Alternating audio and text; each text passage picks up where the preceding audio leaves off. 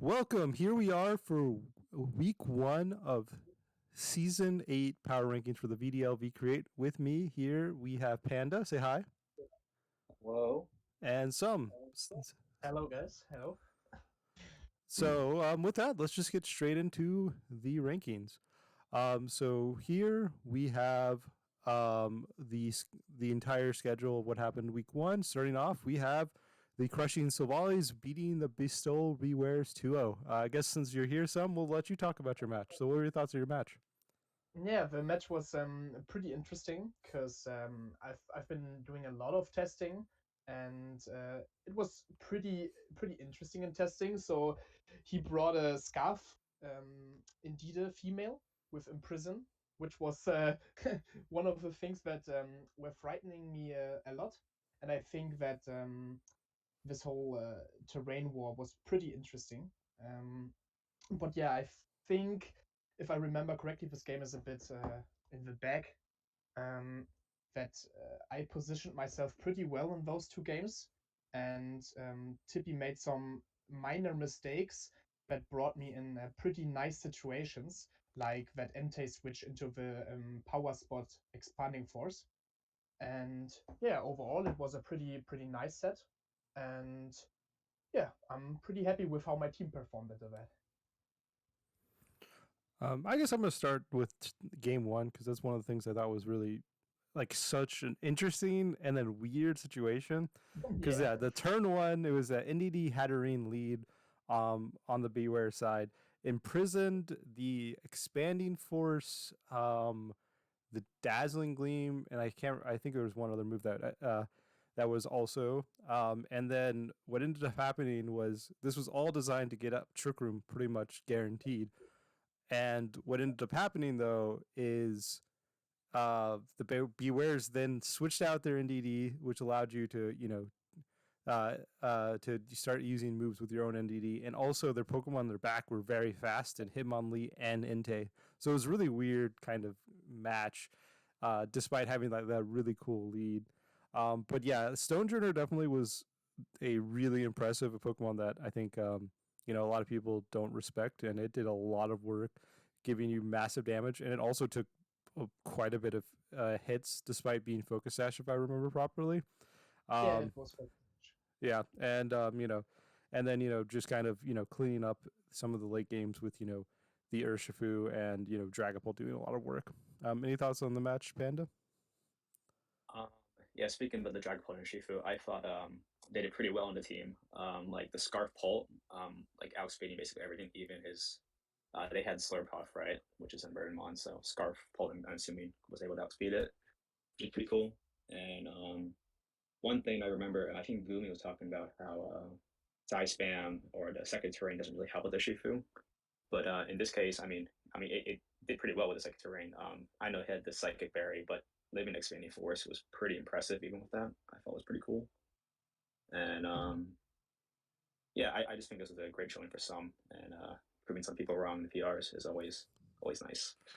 I don't know how much they had to prove us wrong. I think some was third or fourth in week zero rankings, but definitely some Right, people right. weren't as confident. I Yeah. but yeah, you definitely had a great performance. But with that, I guess we can go to the next match, which was Mad Rex versus the Atlanta Talonflames. The Talonflames were able to win 2-0. I'm going to start off with this one because this was a weird set. So, for reference, if anyone didn't know, Rex misread the matchup for the week. And so I think Yeah. he ended up preparing like Right. 30 minutes in advance or 30 minutes before. And so he definitely didn't have the most optimized team. And in addition to that, he had a really bad game one because his Thwacky, which was designed to get terrain control over the Tapu Lele on the other side, ended up not having Grassy Surge, and so they weren't able to get the terrain control, and so they were unable to click Fake Out or Priority Grassy Glide, and it made like what would probably have been a really close and interesting game one be completely dominated on the other from the other side. Um, and then other than and then in the back, the second game I think it was kind of just uh, getting up Trick Room, was able to kind of deal with it, and then the Palisand, which was supposed to be Rex's Trick Room answer, really didn't perform as well as it needed to counteract the Trick Room. So I guess I'll throw it off to Panda. What are your thoughts on the match? This match is kind of honestly a blur for me, but like you said, it was really unfortunate that Rex crafted for the wrong team basically. But I think Atlanta Talonflames they had a good showing, beating one of the old semifinals from last season. It was pretty cool, and I had Rex pretty high up in the PRs last time, but I feel like this showing of this match didn't really get to do his team much justice because a little mix up on his team, so he wasn't performing as well. But I still think he's a solid team and he can come back from this. But yeah, that's really all I have to say. Yeah, I also liked how the Talonflames just piloted through this entire game. Like in game one, they went with their fast mode and controlled that game pretty well. And in the second game, they just switched up to the Trick Room. And even though I think Bishop got 2 kills in the second game, they just played it down really, really solid. And yeah, things like that can happen with Rex to prep for the wrong team, but shouldn't happen twice, I think. Right. One time is forgivable, but a second time would be fatal if it happens again. Oh yeah, definitely that. But it was definitely a fun match nonetheless. But I guess with that, we can move on to the next, which was the Migrating Melodics versus Rebellion. I guess I'll just throw it off to Some. What are your thoughts on the match? Yeah, so the match was pretty interesting. Like game one, I thought that Lucian may had game one in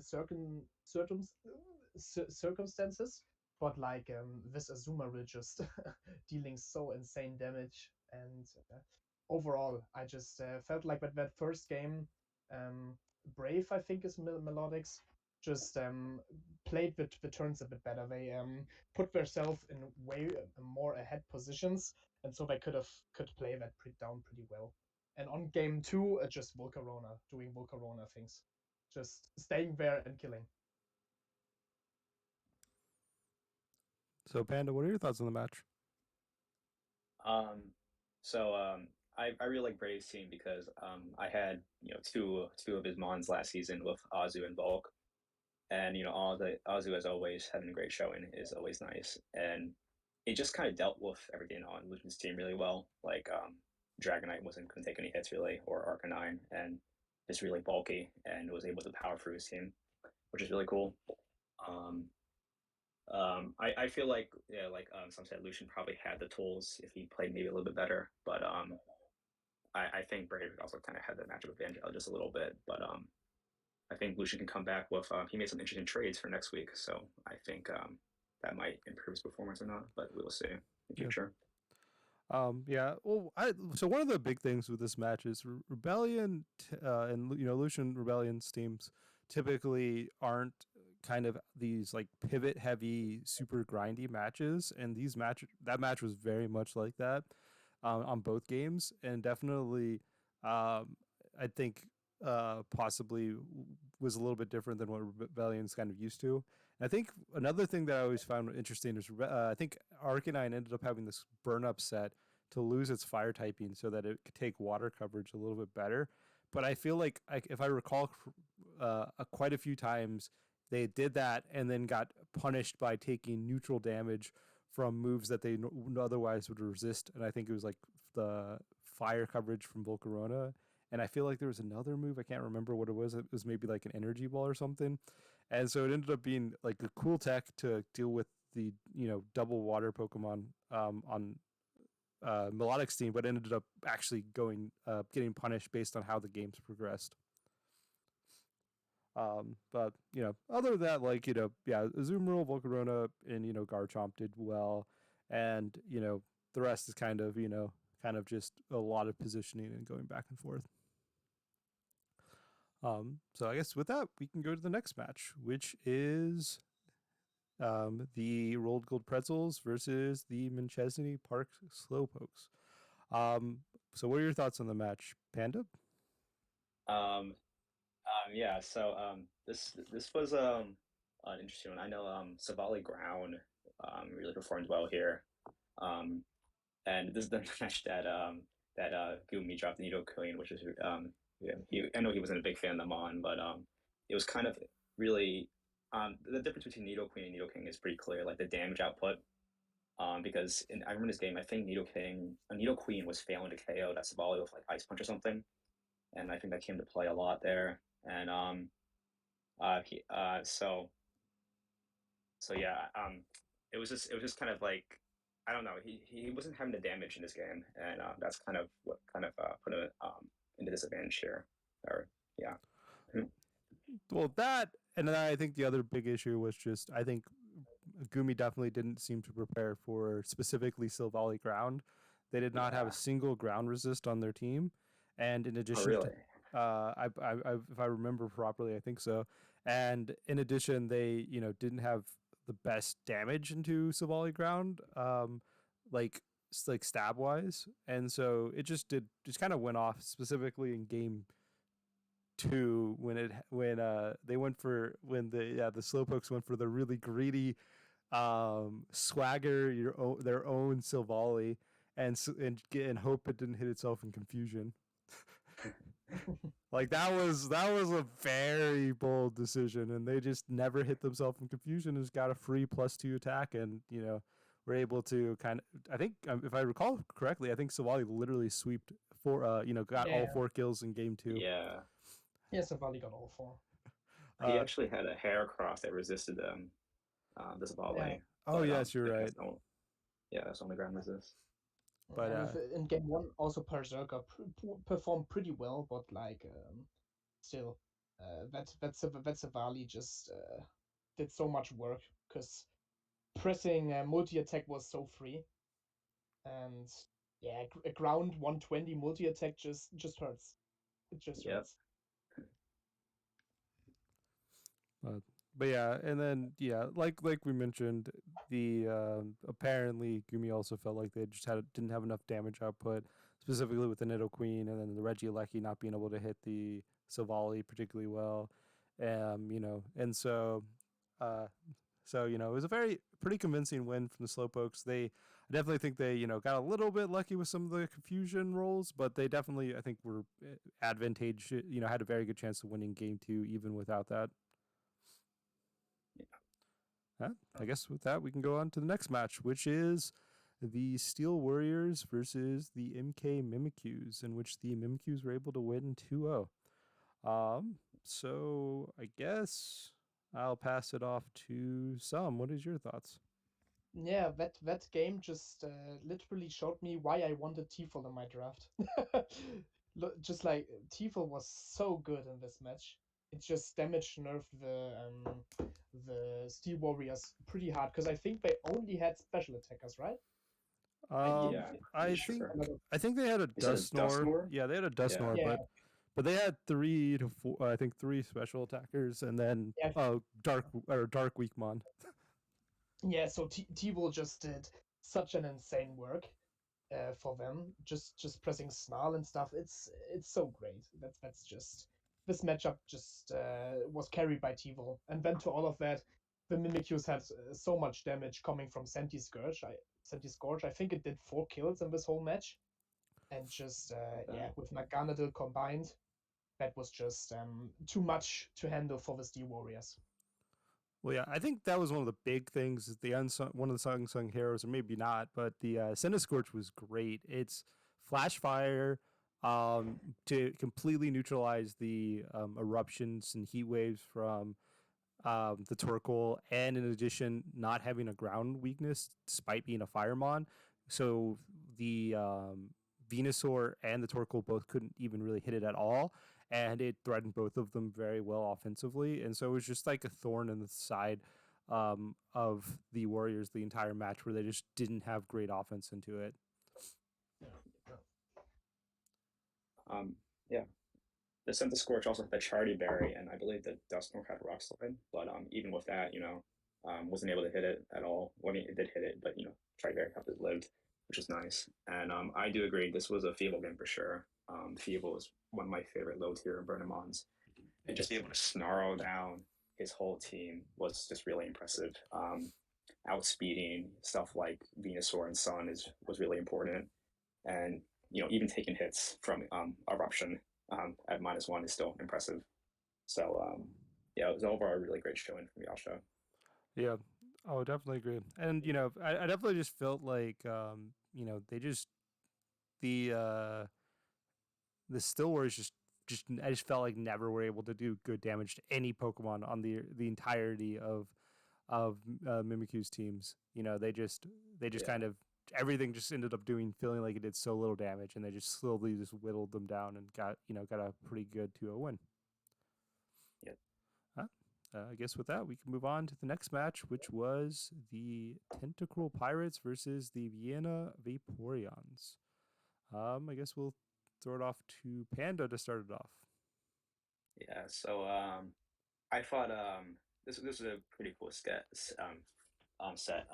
The Scrafty, usually runs Intimidate, but in this game actually ran Moxie, which ended up I believe it did really well game 3. After DJS got the Talon up, it got a Moxie boost, and I think it got me like 3 kills that game, which is really impressive for a Scrafty. Mm-hmm. And yeah, just kind of showing also he got reeled in first pick, so showing's worth there. He was doing really well with that. Same the grassy terrain for Drifloon. So another Burning Mon showing good work again. And yeah, the Vaporeons just front relay too. I don't really remember the game they won, but I think they might have been Trick Room. I'm not so sure what they did exactly, but Yeah, I think they won game 1 with Vanillux most involved. Because they I used think what? Vanillux, right? Was it Maybe. game 1? Yeah, Vanillux was game 1, yes. Okay, Yes. yeah, so one with Vanillix, which makes sense versus the Riolu and Drifloon. But yeah. Besides that, VGS was able to adapt well and come back, and it's a good showing. Yeah. But so kind of what you said. Game 1, they definitely Vanillux was a huge deal. Game 2, the Vaporeons try to switch it up, and actually no, not the Vaporeons. The Pirates switched it up, went with their Carbink Trick Room mode, set up Trick Room, and had an amazing game with Doublade under Trick Room. And then game 3, it looks like basically the Scrafty had its massive Moxie game that you were talking about, where it got multiple Moxie boosts, and it was in Tailwind with the Drifloon with the Unburden, and was able to get a really nice win. Definitely, one of the interesting things is like there's a lot of really powerful like high tier Pokemon, and the Pokemon that definitely seem to like do the most work were like Scrafty, Doublade, Vanillix, all these like low tier or not low, but like none of the tier 1 mons seem to be that impressive on either of the sides, which I found was very interesting. Yeah, especially because there were Landorus, Tyrion, and Pheromosa, 2 powerhouses usually. And Right. then they, was really interesting. Any other thoughts on the match from y'all? No, not really. Nah. I guess with that, we can move to one of the live premieres this last week, which was the Miss Magical Marauders versus the Drowsy Dracozolts, which was a really close 3-game set. Well, kind of. I think game one was I think a blowout. Game 2 was a nail biter, and game 3 was a blowout, basically. Yeah. Yeah. Like I feel like game 1 was lost after the Blaze Kick missed turn 1 on Coco from Incineroar. Mm-hmm. I think that just sealed game 1 so hard. Yeah. And when game 2, like Miss Mac really positioned himself really well. He played it down so great. Did some very nice predicts, some very nice reads, and Marowak is just an MVP. Game 3 especially. Yeah, especially game 3. The lightning rod switch in, or no, not the what. Predict the grass, not fake tears. Incidents and was really important there. Really impressive read there. Yeah. Fake tears, grass not. Well, yeah. So exactly. So that's kind of we kind of mentioned them a little bit. Yeah, like they said, game 1 there was a huge miss on a blaze kick, which kind of ended up letting the Dragzels get a pretty convincing win. Game 3, it was turn 1, fake tears grass knot into a Marowak. The Marowak was switched into Incineroar, and so the entire turn was wasted. And from that position, the Marauders basically had a very convincing win. And then game 3 came down to a really close match. I think there was a read, I think, at some point where Masenko had a chance to win, where they doubled up into, or no, they one of them targeted Azelf, one of them, actually no, they doubled up into Marowak instead of splitting up their damage into the Azelf and Marowak. And if they would have slightly missed their switched up their targeting, they might have been able to get there in the end game, which was a Marowak Azelf versus Lipard Verizian end game. And so it was like an incredibly close match where I think there was a crit burn on a blaze kick that ended up just finishing off Tapu Koko, I believe. That ended up being really impactful. So it was definitely there was a lot of highs and lows in this match. It was a very interesting match. Serene Grace, Incineroar.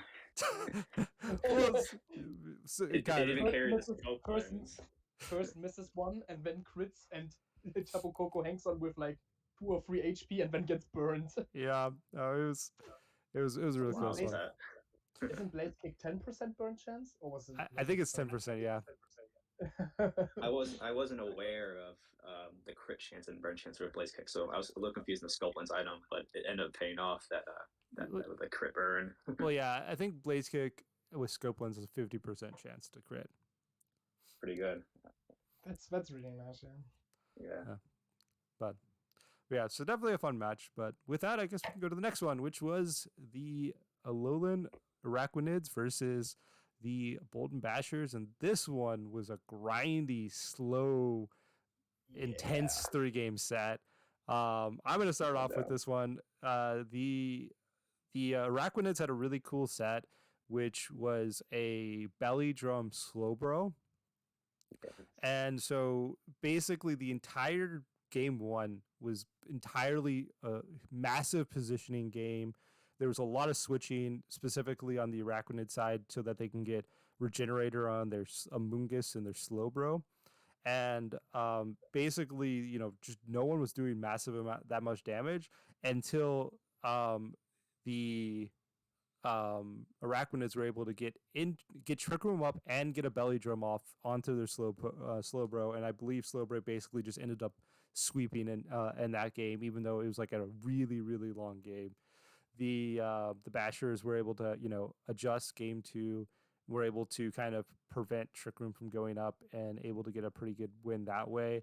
And then game 3 basically kind of ended up going down to the same exact aspect of game 1, where it was a lot of position focus. The Amoonguss looked amazing. The Bashers ended up bringing a Grassmon, a Lumberrymon, and a Mon with safety goggles, and Amoonguss still was completely controlling the game with Rage Powders, Sleep Spores, and Pollen Puffs to heal their own Pokemon. So it was definitely a masterclass from the Amoonguss, despite the Bashers giving it a lot of respect. So I guess I'll pass it to Sum. What are your thoughts on the set? Yeah, actually, that Amoonguss is a really nice topic, because I do feel like I've always underestimated Amoonguss because of these item choices you can run against it. But man, this mon just proved me so wrong in this match. This Amoonguss just did so much work. And also, that was pretty funny. I didn't knew that Slowbro had access to Belly Drum until I saw him Belly Drum. Actually, I thought like, okay, yeah, physical Slowbro, pretty interesting. But then he just used Belly Drum, and I was in shock a bit. I didn't knew what was going on. That was something I learned from that match also. Yeah, I'm kind of on the same boat with Amoonguss. I'm really not a big fan of that Mon. I always found it a little underwhelming with the item choices you can use to counter it.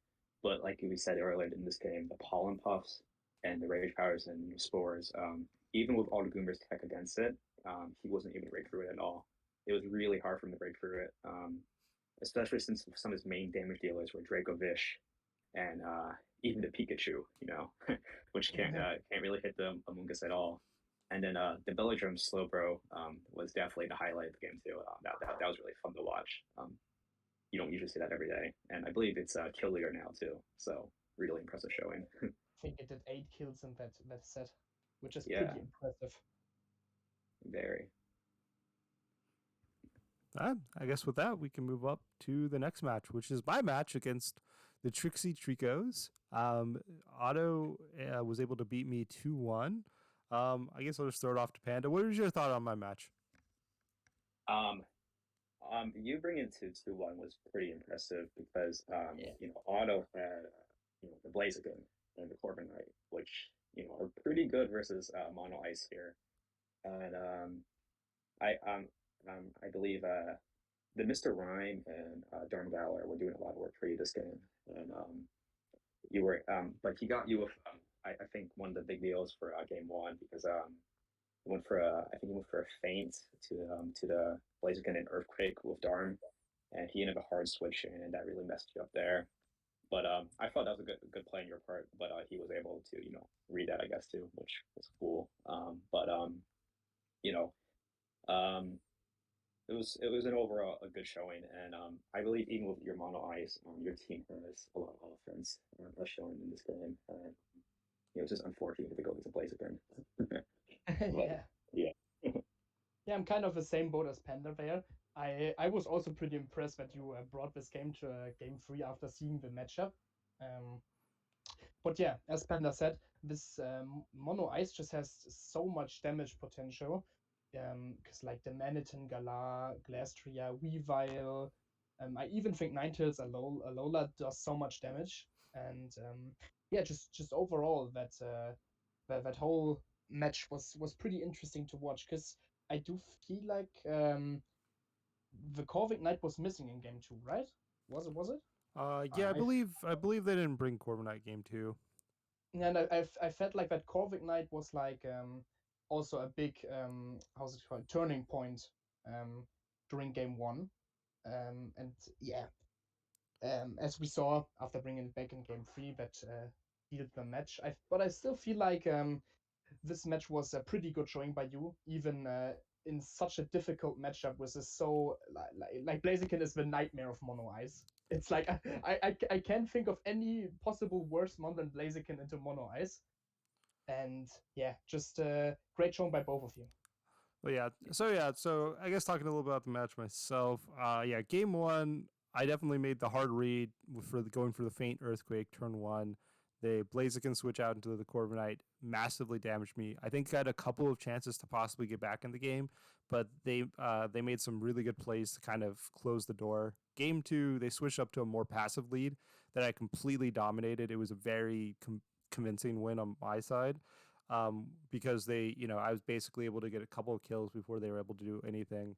And then game 3, my big regret is I switched up my game plan I brought Ninetales instead of my Darmanitan lead, and they brought the same lead they had game 1, and basically no matter what decision I had, Blaziken kind of just was in an amazing position to beat me, because once it got one speed boost, it outsped both my Pokemon on my field, and then it was able to threaten both of them with knockouts. And so it was very very sad that I switched up my lead, because I definitely think I might have been able to get their game 3 if I just led with the same lead, which was the Weavile, Darmanitan, Galar.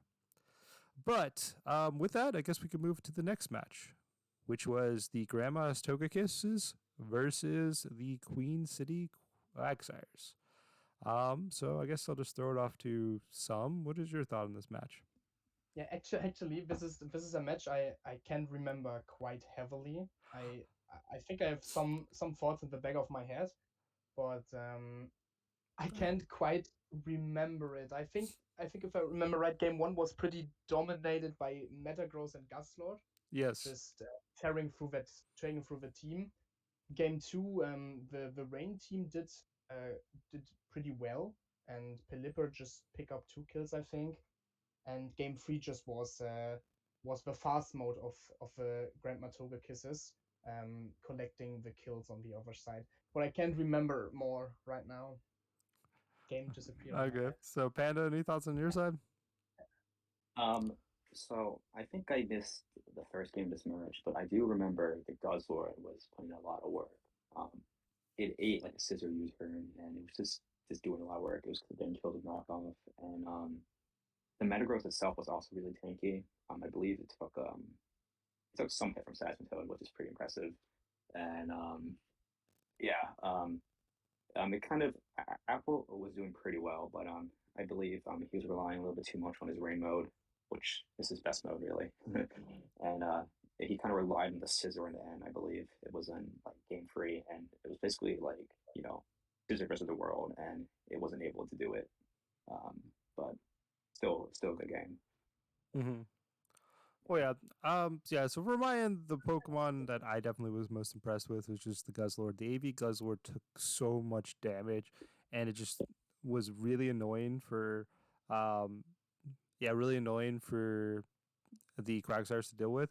It, it just the knockoffs, the heat crashes into the Scizor, um, just threatened so much damage. And even though they had ice coverage, they didn't have any fairy coverage, and bug coverage from the Scizor. They just kind of were not able to deal with it. I think it took multiple drain punches from Toxicroak, and it just uh, kind of focused a lot of their attention because it was so hard to deal with. And then, even though it didn't necessarily get as many kills as some of the other Pokemon per se, it definitely got the opportunity for a lot of Pokemon to get those kills. And then yeah, I think I don't know. So that was definitely the big thing that I enjoyed. I think that the rain mode, as we've seen, with the Pelipper Seismitoad last season, is very powerful, and it showed its power in at least one of the matches with the in game two. But definitely the Togekiss seem to have a pretty clear game plan to counteract it by just having some good defensive Pokemon into those Pokemon, namely the Guzzlord and Metagross.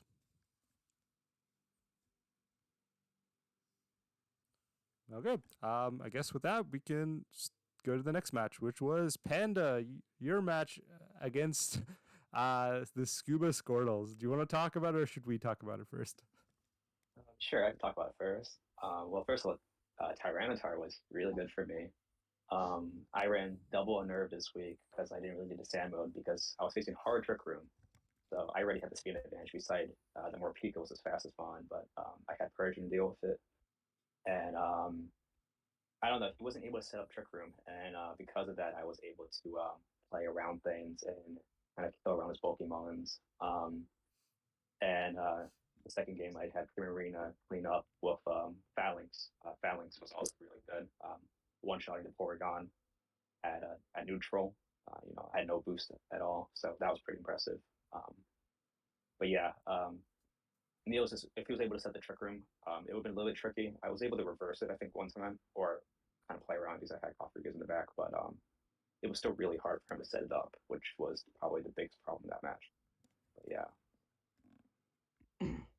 Yeah, I could talk about Primarina being the best Pokemon on Earth for like I think a whole PR session long.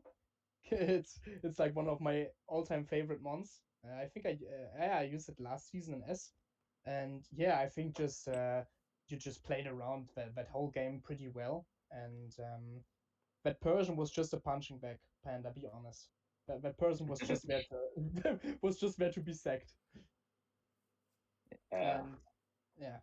I do feel like, as you said, if a trick room actually went up in a situation where you couldn't reverse it or play really good around it, I do feel like this game could have been way closer than it was in the end. But yeah, you just maneuvered that pretty picture perfect. Oh yeah, I think that's kind of the situation that happened, which is the Scuba Squirtles in week 0 were ranked 24th because they seemed very dependent on the Trick Room. You completely dismantled them by basically preventing them from having Trick Room. I really liked your Tyranitar set. The unnerved Tyranitar looked so good. It's probably the most impressive match I've seen from a Tyranitar in my since I started doing drafts. Like it it just the unnerve preventing them from having the Akaberry so that you one shot the Excavalier, the the taunts to prevent Trick Room. It just did so much work. It was so impressive in that game one, and then it like at no point in either of the matches did I have any thought that you were not winning this game because they just were never able to get in anywhere close to setting up Trick Room. But with that, do any other thoughts before we move on? Okay, so we got the last match of the week, which was the New York Metronomes versus the Lake Erie Wishy-Washies, in which the Metronomes were able to get a 2-0 win. I guess I'll throw it off to some. What are your thoughts on the match? Yeah, game one was pretty Aerodactyl heavy, because I do feel like the Wishy-Washies didn't really have had the answer to it. Like everything next to Suicune could just die the whole time, because Aerodactyl is just so impressive.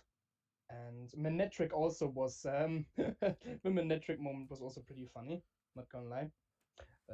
But yeah, I do feel like that was game one wasn't closed. I think the Metronomes really played it down so well and just took their chances, and from there just piloted it down really nice.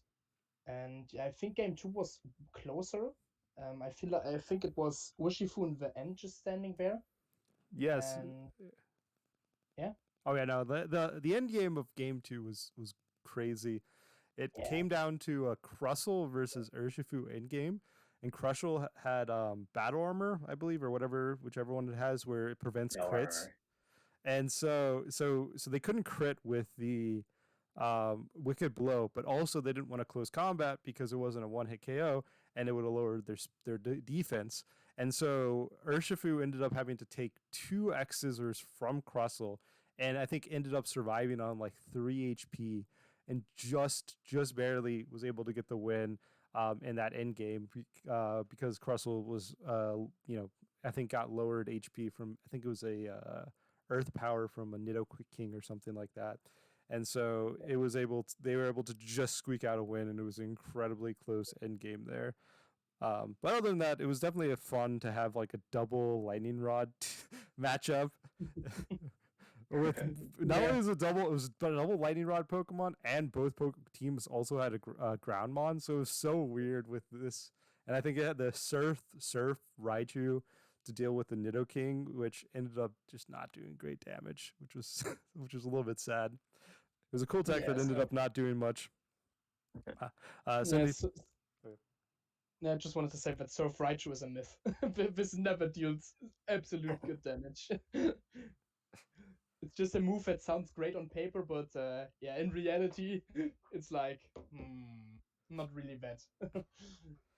I thought one thing that was cool was speaking of the Manectric, the Howl set was really good because with the Suicune, I think he had Manectric and Aerodactyl in the field, and Raichu was dead, so he had to pick the Suicune, and he predicted that by howling and then rock sliding to kill his opposing the other Pokemon on the side too, and he's able to pick up Suicune the next turn after. So Howl plus Aerodactyl, really good combo. I never really expected that because I sort of helped him draft the team. He asked me few questions, and I didn't really know the match was for, but I have some faith in it now. This game really highlighted it for me. So yeah, that's pretty cool. So with that is all of our matches, and now we can get to our official rankings. Starting at number 24, we have the Scuba Squirtles. Not too surprising. The Squirtles were ranked 24th in their regular season or week 0, and then they had a pretty bad loss. But they did end up making one trade. They dropped the Umbreon for the Silvally, or not Silvally, Sylveon.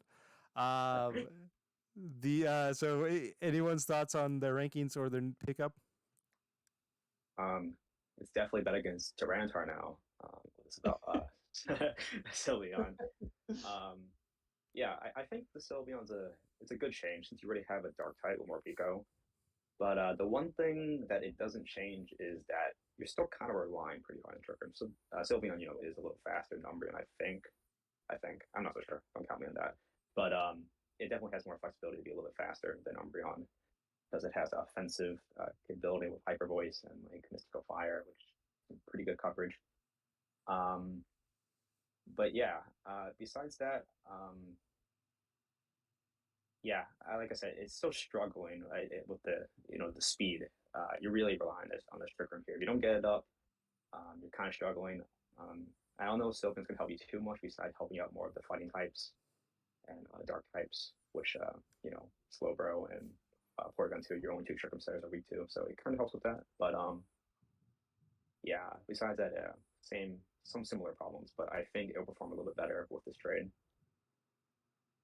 Yeah, I think that too, because I think the team was missing a fairy to this point, and with already having a dark type, the Umbreon just was a replaceable slot, or even the Morpeko maybe, but like the Morpeko is the only source of real speed, and yeah, so I think getting the Umbreon out there and picking up a Sylveon is a better move, because actually there may be some cool things you can do with quick attack Sylveon, maybe with like weakness policy, beware of stuff like that. Who knows? But yeah, more people, even more Pico. But yeah, I feel like Sylveon fits the team better than Umbreon. But I do not think that it changes the thing missing in this team, which is speed. I feel like relying on Trick Room is a strategy you can go for, but I do not think that it's actually quite the play to go with 11 Trick Room mons myself. Oh yeah. So yeah, I think the big echo. Yeah, I Sylveon's a good Pokemon on the team. It's actually slower than Umbreon actually. Just so y'all know. Yeah, I think like by like so points, right? so it actually does. It actually hurts their speed. Their team got a little bit slower, but like I understand, it gives them a little bit more another offensive threat because they already have a lot of support Slowmons. But honestly, I think that yeah, like any trade they should be doing should be replacing one of their slow mons for a fast mon. I think the easiest Pokemon I would replace would have been Shedinja for just any Pokemon with above 80 base speed. I was thinking Toxapex because I don't really see what it's doing here. Yeah, actually, I feel like Toxapex can stay in there. I feel like he can change one of like Escavalier, Delmise, Marowak, as well as like 3 heavy Trick Room attackers, and I don't think you need 3 of them. You can replace one of them to like a faster one that can maybe pair with a Fake Out from a Peko pretty well, and yeah, just support some of his speedy side. Tailwind might be nice too. Yeah, Tailwind might be nice. Yeah. Anyways, well, with that, we can move on to number 23, and we'll go a little faster in some of these other ones, which is the Steel Warriors. I guess I'll start off. Steel Warriors had a pretty tough loss, and they weren't super high ranked in our week 0 ranking, so that's one of the reasons why they're 23rd. Any thoughts on the team from y'all? Yeah, the team is the team's like, it has some really nice support option with like Dusknoir and Meowstic Male, but also has my favorite Intimidate one with Morwell. But I feel like this team is too reliable on the Venusaur Torkoal comp. I don't know. I feel like this team without Torkoal and Venusaur, this team just lacks something. I don't know what it lacks, but it's just my feeling that maybe there's some speed missing besides the Sun with Venusaur stuff. I feel like this team is pretty slow. Yeah, I agree. I believe it relies a lot on the Sun mode and the Mail Stick, especially. I feel like the Mail Stick is his best performance speed control. You can set up Sun to Venusaur. You can T-Wave things for, I guess, Regidrago. Regidrago is probably his other fast mon team that's not Venusaur. And what I did not notice, there's a lot of special threats. Ice Cube's a cool mon, and same as the fish, but they're not really doing much, I feel. And the only other physical attacker that doesn't really need the Trick Room maybe is Machamp, but still a little bit slow. Dusknoir can be a physical attacker, but you probably want to invest it more in bulk. It's probably your bulkiest mon here, so it's a little bit hard to invest in a lot of attack to it. I think more physical attackers would benefit this team a little bit better. Something faster too. But besides that, I kind of do like the male stick. It does bring the team together, but a little bit too much. All right. So with that, we can move up to number 22, which is the Vienna Vaporeons. I guess similarly, they're another team that I think was pretty low ranked in a week 0 that had a loss. However, they had it was a closer loss than the previous team, which is one of the reasons they're a little higher. Any other thoughts from y'all? Yeah, it's just I feel like this team just it's fast. It has a lot of damage, but I'm missing a lot of synergy under the mons. Like Pheromosa, Landorus, Blacephalon, Latias are all like big damage threats that can hit like trucks, but I feel like the supportive mons that support this mons decently are missing here. It's just it's just damage that has this team. I'm I'm just missing something. Like maybe a nice trick room setter is missing for me. Maybe for like the slower mons, like maybe Barber Kill. Or this trick room alone. Like I miss a strong trick room mon with maybe the option to go for that. I think does Latias have Tailwind? I think Latias has Tailwind, It right? does. It does. It does. Okay. So that is something, and Pheromosa also is a pretty nice speed control mon.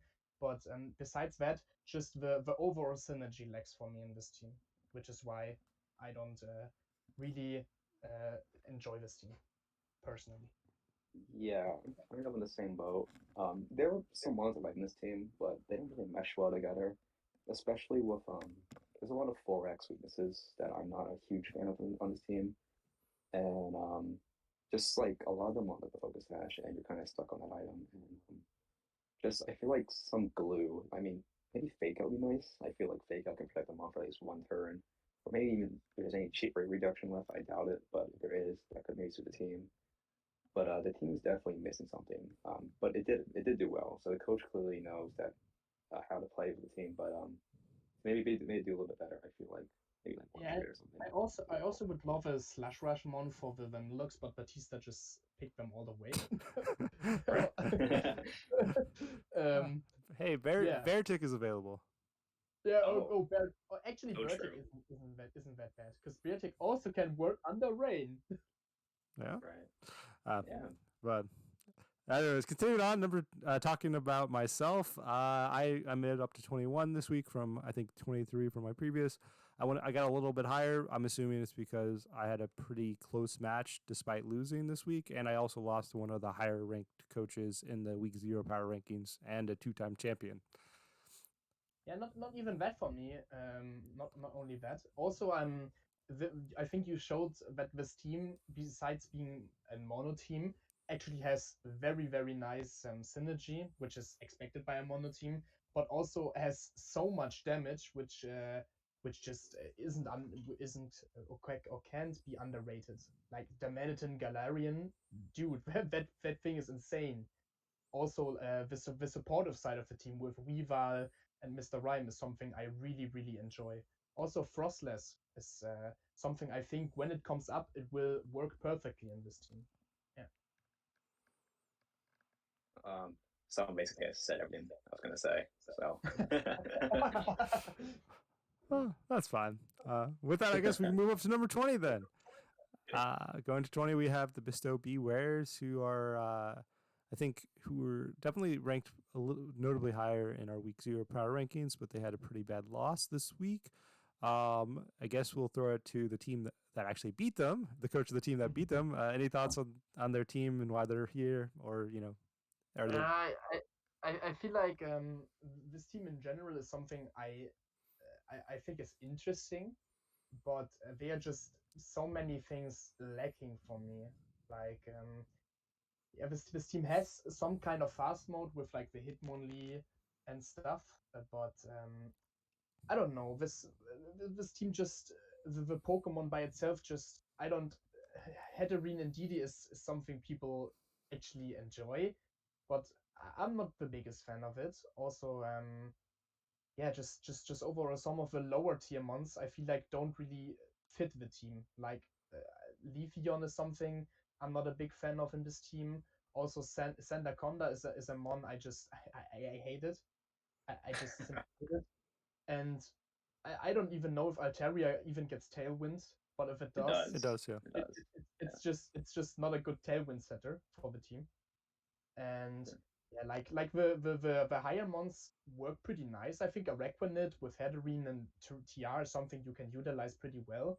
But I feel like anything besides Luxray just isn't something I would see synergizing really well in this team. This is my problem with the team person. Yeah, I agree. I really do like that. I think Indy has okay with an Infant Rapid, and Hitmonlee's good too. But the rest kind of falls off for me. Like Leafeon is not a real grass type without sun. I'm sorry. Terra I think is okay here. You can just keep win. But Coffin especially is kind of weird here because you want all your abilities. I feel, especially Psychic Terrain and Burden.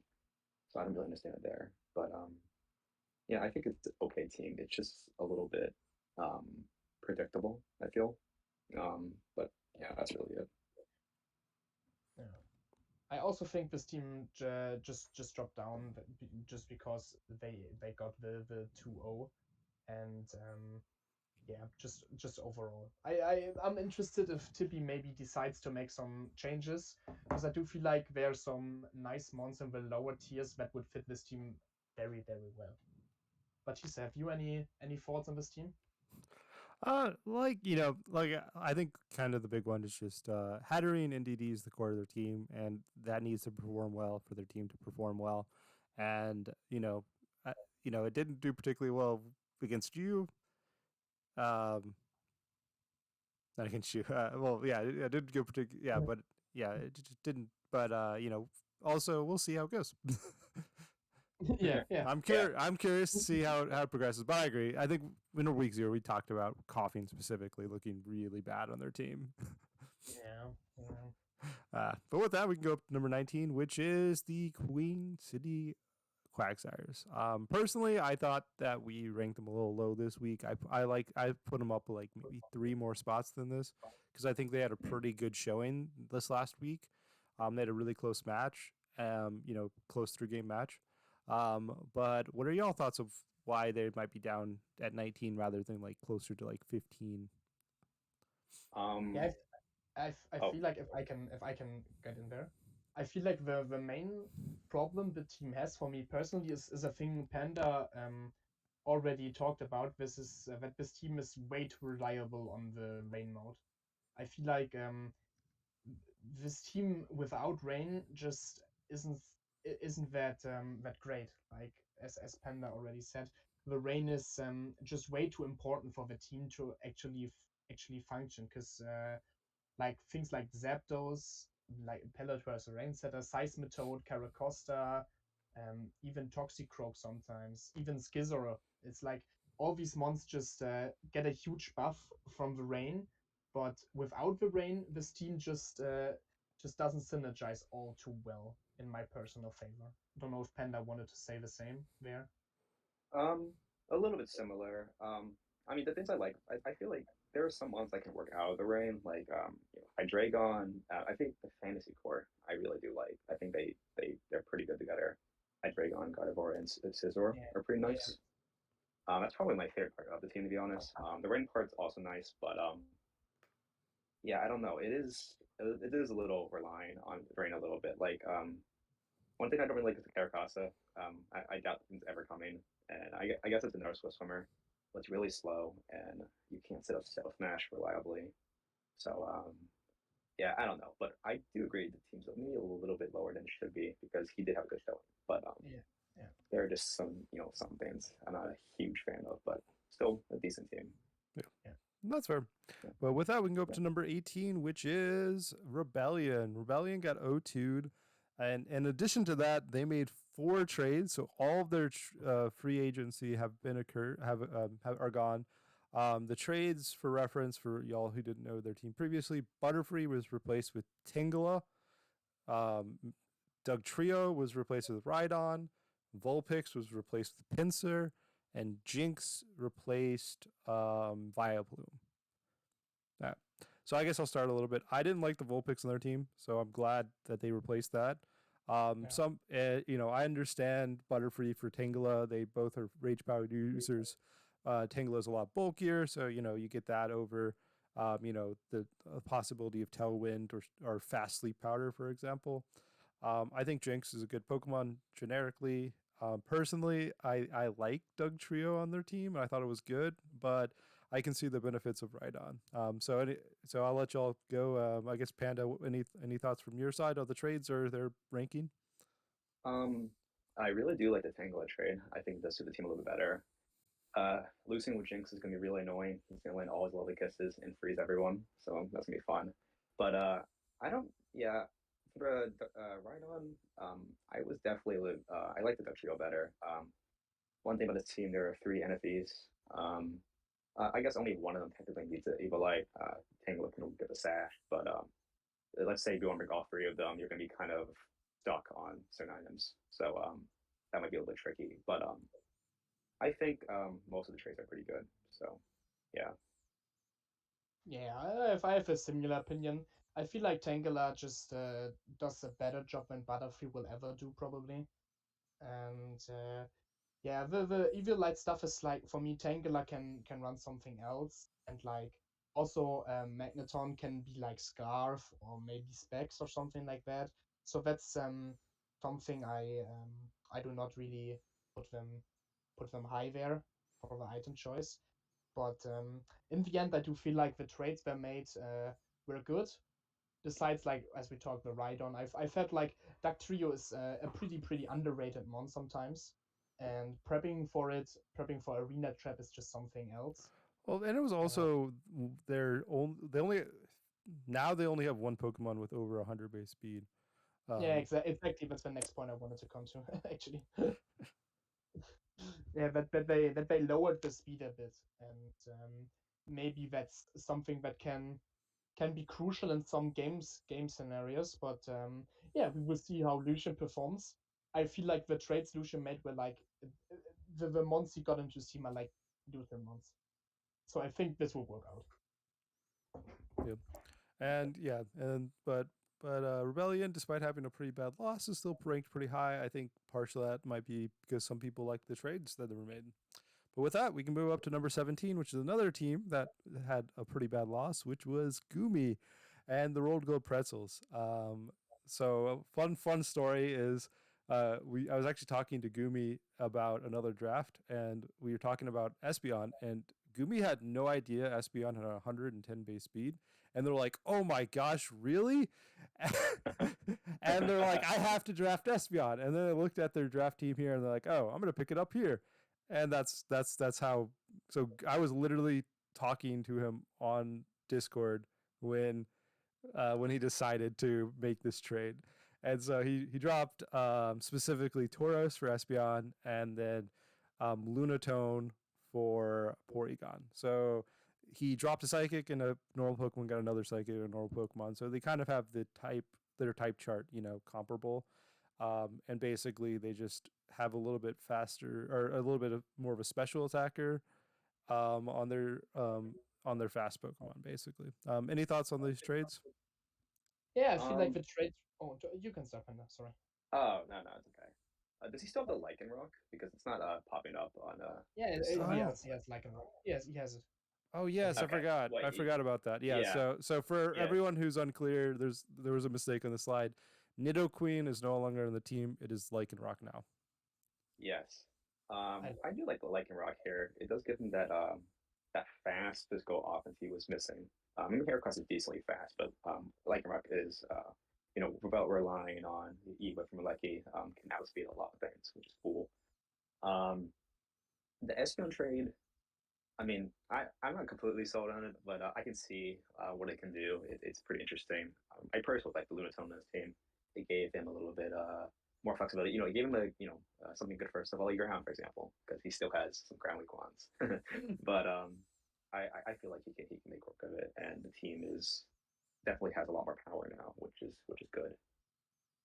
Yeah, I'm also excited to see how Espion will work. I've never actually saw Espion in doubles, to be fair. So really excited what Gumi can pull out the headwear. Like for me, I miss Taurus because I'm a big Taurus fan. I feel like Taurus is such a great value mon for like tier 3. I feel like Taurus is just insane. But yeah, Lycanroc is something I really, really enjoy watching, because I feel like Lycanroc Dusk is in non-max format. It's just such a tough mon. Because like Tough Claws, Life Orb, Excel Rock just deals pretty insane damage. And yeah, also very excited for the Espeon, and I like the Porygon because I feel like that just puts his trick room like 1 point, like a bit higher, which is great Yeah, in my but opinion. yeah. So one thing that I think that is, we can't, it's not on the screen, but yeah, because they dropped the Nidoqueen for the Lycanroc, I think dropping Tauros for Espeon makes a lot of sense in the fact that if you had Lycanroc and Tauros, your team would be a little bit overly physical, in my opinion. Yeah. And so having, being able to have, both of them be like one of them be special, one be physical is relevant, and then just increasing the speed of your team overall is definitely a Gumi thing. Gumi moment. So they definitely dropped two bulkier mons for more frail, fast offensive mons. So hopefully it works out for Gumi. I don't think that's something I would do, but I definitely understand Gumi's playstyle, and it's definitely something that they appreciate. But I guess with that, we can move to number 16, which is the Bolden Bashers. I guess I'll start with the Bashers. I personally rank them lower. I didn't like their team in week 0 power rankings. I don't think their team is great, and I don't think they had the best performance. So even though they were 2-1, or they lost, they won one of their games. So I personally put them a little bit below on this tier list, but obviously being a 2-time VDL champion, it's hard to, not respect them. Any thoughts on your side? Yeah, I also put them a little bit lower than last week. I had them a little bit higher in this last time, but I think I put them around here. I don't know, the team just was struggling to break through like Pokemons, and it does rely quite heavily on Dracovish or Warren. But yeah, that's kind of my thoughts. It's still a decent team, but yeah. Yeah, this is exactly what I wanted to say with the bulky mons. I feel like this is something that can be really tough for them to break through. If it's a bulky Watermon like Slowking or Slowbro, I feel like it's a bit harder for them to just break through. Also, Amoonguss just put them on a really big check, because yeah, these Pokemons sure be a problem, but yeah, I'm interested to see how Groomer continues this team. I feel like this team just fits him and fits his playstyle. So I'm excited to see how he can recover from that week 1 and how he will adjust during the next weeks. Yeah, me too. And with that, we can go up to number 15, which is the Lake Erie Wishy-Washies, who got 2-0'd, but they definitely, one of their games was really close. Any thoughts on this team? I'll throw it to Panda. So yeah, I do help Hippo prep now and then. So, well, not we do prep all the time. I mean, but yeah, I still had them pretty high up because even though it's tough loss, I do like the team quite a bit. Suicune, as shown at last season, has been really good. Raichu is also great support. The 2-0 loss was a little unfortunate, but it is what it is. I think he'll bounce back from it. I still like a lot of his picks, like the Mamoswine, Togekiss, Raichu is probably my favorite part of this team, and hopefully he wanted to show off Como, so hopefully that can pop off sooner or later. So yeah, I also love a Raichu supporting both of his tier 1s, and just in general, I feel like this team has a lot of potential, and I feel like Hippo can get that potential out of the team and recover from that loss. The only thing I don't like on this team is they don't have a single Psychic resist, which Psychic mons look really nice into them, in my personal opinion. Yeah, doesn't help that you have the Psychic terrain on your team. Yeah, that was like the Indeedis, man, and the Lily. Yeah, you're prepping against them for later in the season. You're just like, man, Indeedee just goes. And choice specs power spot expanding force. Here I come. Oh no. So Ah, anyways, uh, I like that. I really do like this team because I feel like Suicune is like one of the best tier ones out there. Yeah. so with that, I guess we can move up to number 14, which is Rex. I'm going to start off. I assume one of the big reasons Rex is higher on the list. Not only were they pretty high in our week 0, I think they were 5th, if I recall. In addition to that, I think some people acknowledge that they had a little bit of bad luck in the fact that they prepped for the wrong team and then they weren't, they had a Jin like last second and then didn't have didn't have an optimal like Thwacky, for example. And so I think that's one of the reasons they're a little bit one of the higher teams with a loss. Yeah. Yeah. I still like the overall power of this team. That it doesn't lack that. But yeah, I mean, my opinion's pretty much still the same team. It's just unfortunate at the loss, so I think I might have put him a little bit lower. But yeah, it is what it is. But he'll bounce back. Yeah, I feel like Rex will definitely bounce back from this. I feel like his team is a really powerhouse team, which is something I really like seeing. And yeah, I do love stuff like Nihilego, Articuno. These are like mons that are really really awesome. And in general, I do just love his team in general. And I think I put him a bit lower also this week, but not too low because of the fact with Jennings. But yeah, I feel like Rex will bounce back from this, and next week he will climb a few places if he wins his. So with that, we can move up to number 13, which is the Atlanta Town Flames, which is our first team that has a win this season. They happen to be the team that beat Rex. So, funnily enough, they're right next to each other in the rankings. Any thoughts on them? I guess I'll throw it off to Panda. Yeah, this team, I don't know. I think the team's a little funky, in my opinion. But they think they win, so that's good. Like, cause Cinderace Lele, a good combination with the Crobat. That's one of my favorite parts. The rest, I'm a little not a huge fan on, but the Tricker mode is pretty strong. Um, but yeah, they had a they beat Rex, so that was a pretty solid win overall. But yeah, that's kind of my thoughts on it.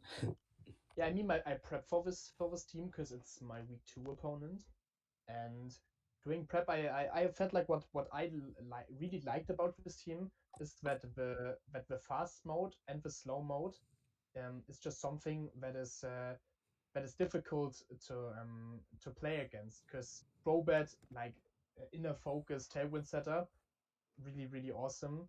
And like Runagius is also, I think Runagius is his only trick room setter, which is one of the things I do not like that much. But just in general, I feel like his trick room and his fast mode are full of like heavy hitting powerhouses, which is really really threatening. Mm-hmm. So with that, we can move up to our top half of rankings. Start with number 12, the Manchesney Park Slowpokes that had a really convincing 2-0 win against Goomer. Not Goomer, Gumi, Gumi, and their old good pretzels. Some any thoughts on their ranking? Why aren't they a little higher, even though they got the 2-0, for example? Yeah, I still feel like this team against a really really really powerful fighting type like Urshifu maybe, this team just has some problems to deal with that. I feel like this team is way too fighting weak in my personal preference, even though Savelli can be anything, right? But yeah, I think a Predator really. I think we had him very low on week 0, right? I think he I was think very they were in the I think they were 20th, if I recall, somewhere around there. yeah, something like that. And I think he's definitely proven that his team has some really really nice potential. I did love the Pincurchin. I also think the Savelli just showed again why it is, in my opinion, one of the best tier 3 mons out there. Because like the ability to have any type with a 120 move is just insane. And yeah, just overall, I'm excited to see how a Predator takes this moving forward. I feel like this team has some really really nice synergy overall and can, yeah, with the right piloting, can be very very threatening in the future weeks. Um, yeah. So I had a team wins up kind of in the middle of the pack. I think Somali had a great show, and I'm not the biggest fan of them on, but you can't deny 120 base power multi attack is really strong, and I really like the Tesserina on this team. It pairs really nice with things like Northern, so you can't get faked out, set Tailwind up, and stop prankster stuff. People like to fake out prankster, so that's good. Only thing don't really like is the Sceptile. I don't think Sceptile's a real mon, especially when you already have a good grass type. I get you have Unburden mode, but I feel like there are other options. I'm not so sure if there are any options left, but yeah. Besides that, I think it's a decent team. Pretty cool. So with that, we can go up to number 11, which is Grandma's Togekisses. Yeah, they had a pretty close back and forth 3 game set. I don't. I think they definitely showed the strength of their team, but they didn't have a commanding victory, which I think that's one of the big reasons they're on the near the bottom of our teams that have wins. Panda, any thoughts on your side? I do like the Whimsicott, and also the Guzzler. Madagross had a really great showing for this week. Guzzler underrated one for sure, and Manshao. I'm a really big fan of that mod. Pairs really well with the Whimsicott Tailwind, and yeah, I mean, there's a few like little funky pieces like double water, I guess, but I'm not sure anything instead of rain dance. I mean, Focus does get Swift Swim. That's kind of cool. I mean, but really everything else is pretty good. Beside maybe Unpheasant as well because he's very Tailwind. I mean, Unpheasant can't do much besides Tailwind. But I do like the bulky pieces and the offense of this team quite a bit. Yeah, what I actually really love about this team is like Whimsicott and Mian Shao as supportive mons, and like the powerhouses like Metagross, like Chandelure, like Guzzlord, just being supported by that. Because I'm a big Mian Shao fighter. I love Mian Shao. I think it's probably for my personal opinion, the best tier 2 out there. I had experience with it last season, and I feel like Mian Shao plus Whimsicott is just such a devastating supportive combo for these heavy hitters. And yeah, the only thing I think that can be replaced is like as Panda already said, like flying, fire, water. These are like stuff that can be put down there. I feel like maybe even the Charizard isn't the greatest in tier 3, and maybe some other heavy hitter there would fit better with a better typing, maybe. Because I feel like Chandelure as their main fire type works better in this team than Charizard does. Maybe that's just personal preference. But yeah, also love the Jolteon and the Lycanroc Midday. I feel like Lycanroc Midday is a really nice tier 4. And yeah, I think just the overall damage plus the support has made me put them a bit higher this week. So with that, we can move up to number 10, which is the MK Mimikyus.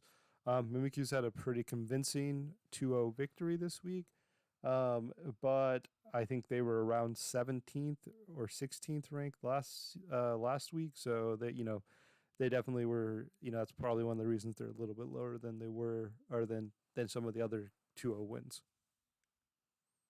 Yeah, I think I don't know. I don't like their tier 5s. I know that the Hippopotas is for the Stoutland, but like Everlock is something I do not value pretty much.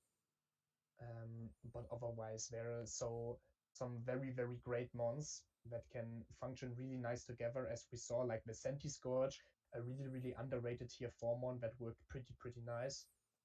The Tivol, just one of the best Unburden mons out there. Also, Sigilyph in tier 4 is something I was looking at myself, because I think it was tier 3 last season, and Yeah. I think it got down a bit here. Oh, I didn't think it should drop. I think it's a very good value tier 4 mon. Yes, I think the same, because Sigilyph is one of these mons that has really awesome speed control with like Tailwind and also the Trick Room available. But yeah, overall, this team just looks really fine, and I think Yasha can take this pretty far. Um, yeah, I'm a big fan of this team because of the Feeble, my favorite Environment, and Sigalith also really underrated. It's really nice. It has the Magic Guard, which doesn't get affected by the sand. The mini sand mode is not terrible actually, because mini hippo is pretty bulky. Statwind's a really good bulky mon too, and you have great offense with Fundy and Naga. So yeah, overall, pretty good team. So moving up to number 9, we have the Drowsy Dracozolt, which is our only team with a loss that is in the top 12. It doesn't surprise me too much because the Dracozolts were, I believe, second in our week 0 power rankings. And in addition to that, they had a really close match against, I think, maybe sixth ranked team in our week 0 power ranking. So, not a bad loss at all. I guess Panda, what are your thoughts on the team with a loss being above some of the other ones? Um, well, the team just has great bulk and support overall. Liepard, Coco kind of put the team together, and you have like really good support mons like Swampert. But the mon that really shined that we saw for this week was the Flygon, which I never saw Flygon as a really great mon, but it's pretty good here. Um, Brown Dragon pairs well with Coco, and he has the threads in bulk, and that's why the team is higher than any of the other O1 teams. Yeah, I also love the bulk of this team, like the bulk, but also the damage the bulk provides. Like I love Dubwall as an example. I feel like a tier 5 body press cotton guard mon with Fluffy is just really really nasty into like a team with many physical attackers. Also that he has a slower he can be some slow, like his team has some slow potential with like Trick Room maybe, but I feel like the fast mode is just what shines in this team compared with that bulk. Also love like Celeste plus Verizon, yeah, beat up Justified is always a really really nice bring. Leipert I feel like does bring the optimal supportive moves for this team. Like I think the only thing I could imagine would make this team better is like maybe a Tailwind mon, but not sure where to fit that in. I don't know what you think about this team, Batista. I really like it. This was my week 0 number 1 team. I like every mon on the team. I think it's fine without Tailwind personally, with the 130 power, 130 base speed Tapu Koko with Electro Web, and then Thunder Wave on Prankster Lipard. And then multiple fast fake out users. I think they have the second and third fastest fake out users, or maybe second and fourth fastest fake out users. And so they're pretty good on that end. But with that, I guess we can move up to number 8, which is the Alola Raquinids. They had a pretty good win against the Bolden Bashers this week. So I guess Sam, what is your thoughts on this team and them being ranked in the top 10? Yeah, I feel like they deserve to be there because I feel like just the Regenerator core just proved us how strong it can also be on the offensive side. Like Slowbro picking up 8 kills is just very impressive, and I feel like this team has some really, really, really nice synergy in many circumstances. Like Comfy with Moltres is something I do like with Weakness Policy Draining Kiss. I also love the Diggersby. I feel like it's a really really nice fit in this team. Togedemaru as a fast fake out user, fast and like yeah, but also the lightning rod really nice. Also the trick room is something that doesn't need to be underrated because I think Turtonator is like one of the best performing trick room mons in VDL. If I look at their stats, I think like Funky used it really nice in S down there last season. I think Miss Mac used it 2 seasons ago, also pretty effective. And like just the overall of the team, like the combination of bulk, damage, and support is what makes me really enjoy this team.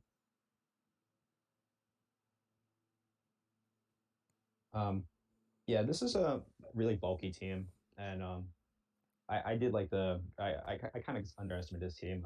The Regenerate Core is really good. Togedemaru is my support for Slowbro and Vulture Scholar. Um, Besides that, I'm not a really huge fan of I don't know. There's some piece. It's a relatively really slow team. You don't really have any great speed control besides maybe like Scarfmon, like Scarfy Webs or Nuzzle and Togedemaru. But do you really want Nuzzle stuff when you have Spore? I don't know, things like that. But with a great showing, I can see why this team performed or is ranked pretty high. So yeah. Yeah. So with that, we can move up to number 7 to the Tentacle Pirates. Tentacle Pirates had a pretty nice match with the Scrafty and were able to get their win. I think they were ranked almost exactly here last week, so they basically ended up not moving much.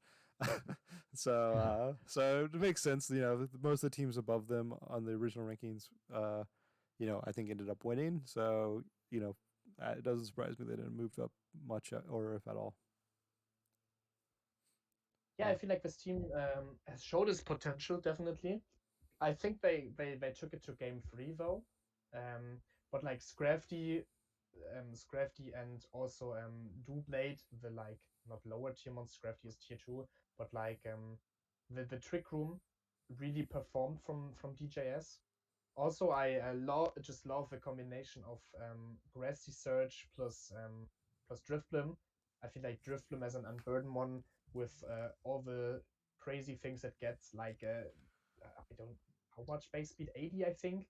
Then with unburdened doubled, and then you have Tailwind, you have Will-O-Wisp, you have how's the move called that drops and then drops Strength is hit sap. by one. Yeah, Strength Step, and just overall, I feel like this team has insane damage, but also not loses the speed control. Also has great fake out pressure with Rillaboom and Scrafty, and Dradigon is also one that do not be underrated.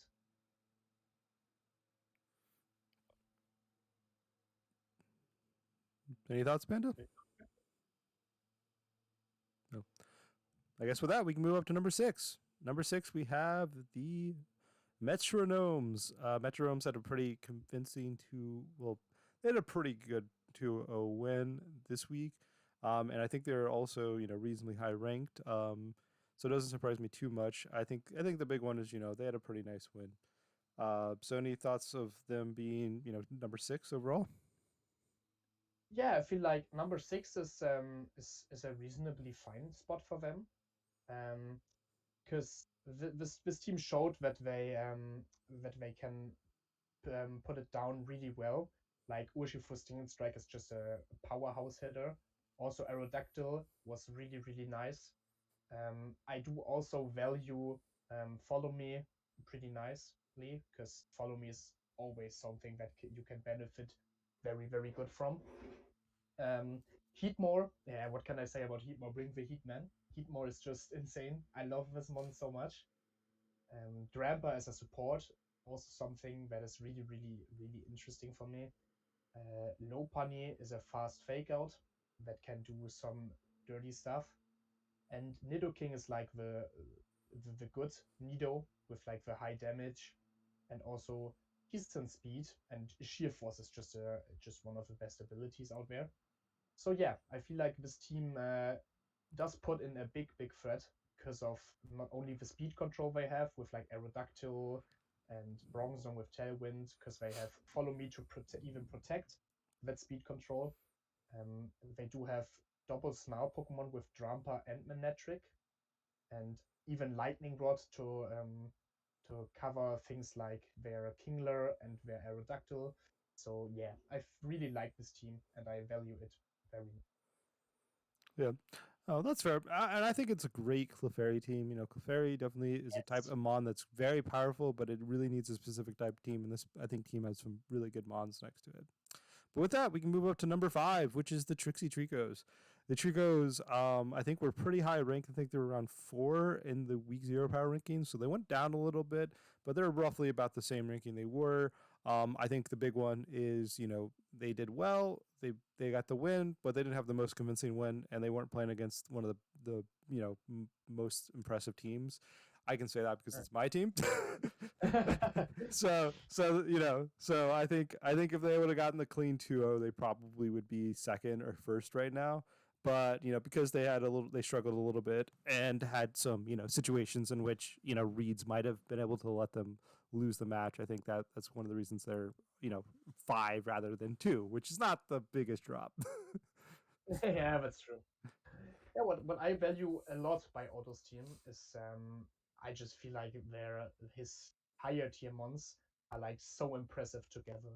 Clefable, such a nice follow me mon with like as we saw I think last season with Guma, Clefable can do so many diverse things. Thunderous Incarnate was something I used last season, and it just impressed me how awesome this mon is. Like Prankster Thunderwave, Prankster Scary Face, Prankster Rain, even to change weather. Um, Aerial Impulse, also something that people. It does get Aerial Impulse, right? Yeah, it does. Something that people forget. Even a Prankster Taunt, like the general package of the support here, and like a Blaziken, just a powerhouse attacker, speed boost with the coverage it gets and the damage it does. Also, I do like the Crocodile really nicely, and Corvid Knight is just a beastly tier 3 pickup, which is insane. And yeah, I also love a Vaporeon in their team. I think that fits really nice into this team. And yeah, just overall, really really well drafted team by Otto, and I think he is piloting it really really. I definitely agree with it, but we'll see how they go. Continuing on, we have number 4, which is the Migrating Melodics. The Melodics are, I think, around 5 or 6 in the week, so they went a little bit up because they had a very convincing win against Rebellion, which was which is a good coach. In addition to that, I think their core of Volcarona, Garchomp, Azumarill proved itself to be very powerful this week, like everyone was expecting. So, any thoughts from your end? Yeah, I do know Brave quite a bit, and I just know that this team is really, really awesome in his hands.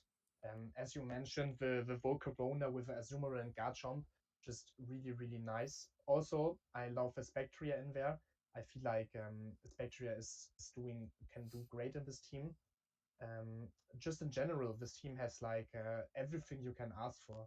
It has fake out, it has the speed control tools, it has redirection, it has the power with like I think with like fairy, ghost, and dragon ground being like very very nice typings for attackers. And even the lower tier mons are some mons that you can not just throw away and underestimate. Volabite, some example, is a underrated supportive mon in my books. Even though I'm not the biggest fan of Mandibus and its evolution, and also Blossom is a really really nice tier 5 mon, which maybe do some work. Maybe it will never come. We will not know. But yeah, overall, I feel like the team of Brave just is a really, really nice team. So with that, we can move up to number 3, which is you. You had a very convincing week 1 win. In addition to that, I think you were ranked 3 going into or from week 0. So you basically ended up not moving, which is not too surprising since many people considered you a very good team, and then you had a good performance, but not like the most dominating as possible, which but all and the teams that were above you kind of did well as well. So any thoughts on your team and your ranking? Are you happy with it?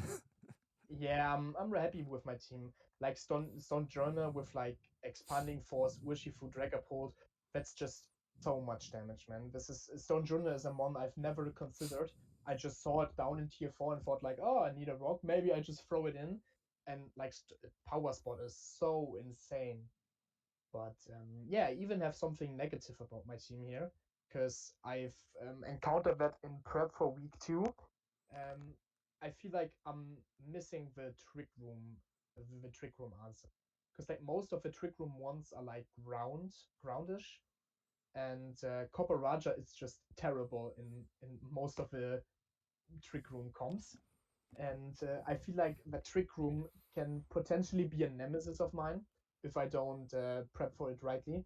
So I feel like that is a point that I maybe change in the future. I'm not sure, but just overall, I'm really happy with the team, and yeah, couldn't have started better. All right. Sounds good. So good. So with that, we can go up to number 2, which is the Miss Magical Marauders. I think the Miss Magical Marauders moved up quite a few spots. I think they were around 7 or 6, and they moved up all the way to 2. I think the big reason is they beat the number 2 week 0 power rankings team, and in addition to that, they looked very good. Any thoughts of them being ranked 2? Yeah, I actually think I ranked them. I ranked them third this week. I put them up quite a bit because I feel like Miss Mac's team is just really, really insane. Um, like even looking at this team, at first I was like, okay, that's interesting. But like if you look exactly, this team has so many diverse strategies, so many interesting sets that they can bring. Like Incineroar, Scopeland's Blaze Kick was something I didn't had on my books. Um, and just overall, like Incin, as we know, one of the most picked VGC mons of like the last, I think, 2 years. Was it like the last 2 3 years? Since It's it just insane. since it's gotten the ability Intimidate, it has been the Yeah, most since it used. got It has been intimidated. the most used non-restricted mon in every year. Yeah. Also, this team just I love the Marowak. That Lightning Rod support for this team is really really insane, and also this team is so bulky, but to all of that so fast because Tornadus provides really really nice speed control. Also, circuitry with Electro Whip is really nice. Even Azelf, I think, put a really really nice showing of itself as a physical attacker, which is something really interesting. Yeah, it's got And like 120 base attack. yeah, 125 to be specific. I Oh, think. I think it has the same as special attack, but I'm not sure. yeah, it does. Oh, nice, nice. And yeah, just in general, this team looks really really nice. And as I know, Miss Meg, this team just fits in on this play style really effectively. And yeah, it's a team you need to definitely look out for. It's Nah. So with that, we have our number 1 ranked team, the Pangorials. Sadly, Panda had to leave us, so they don't get to talk us about uh, their being number 1 overall again. However, this is not surprising in the slightest, and the fact that they were our week 0 number 1 ranked team. In addition, they're the reigning champion, and they had a very dominating 2-0 win. Obvious. They played against the 24th ranked week 0 power rank team, so it wasn't. So there's definitely a chance that someone could have surpassed them, but with how commanding of a victory they had, it's very hard for me to have expected anyone to yeah, put them too low in the rankings.